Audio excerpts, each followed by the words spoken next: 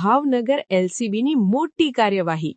31 ડિસેમ્બરને પગલે પરપ્રાંતનો ઇંગ્લિશ દારૂ ઝડપી પાડ્યો 9.55 લાખનો મુદ્દામાલ જપ્ત પોલીસ મહાનિરીક્ષક ગૌતમ પરમાર સાહેબ ભાવનગર રેન્જ તથા પોલીસ અધિક્ષક નીતેશ પાંડે સાહેબના માર્ગદર્શન હેઠળ આવનાર 31 ડિસેમ્બરને ધ્યાને રાખી ભાવનગર શહેર તથા ગ્રામ્ય વિસ્તારમાં પરપ્રાંતથી આવતી ઇંગ્લિશ દારૂની હેરાફેરી અટકાવવા કડક સૂચનાઓ આપવામાં આવી હતી તે અનુસંધાને 19/12/2025ના રોજ ભાવનગર લોકલ ક્રાઇમ બ્રાન્ચના પોલીસ સ્ટાફ દ્વારા શહેર વિસ્તારમાં પેટ્રોલિંગ કરવામાં આવી રહ્યું હતું દરમિયાન વિશ્વસનીય બાતમી મળી હતી કે સફેદ રંગની રેનોલ્ટ કંપનીની ટ્રાઇબર કારના નીચેના ભાગે ચોરખાનું બનાવી તેમાં ભારતીય બનાવટનો પરપ્રાંત ઇંગ્લિશ દારૂ ભરીને સીદસર ગામ તરફથી ભાવનગર શહેરમાં પ્રવેશ કરવામાં આવનાર છે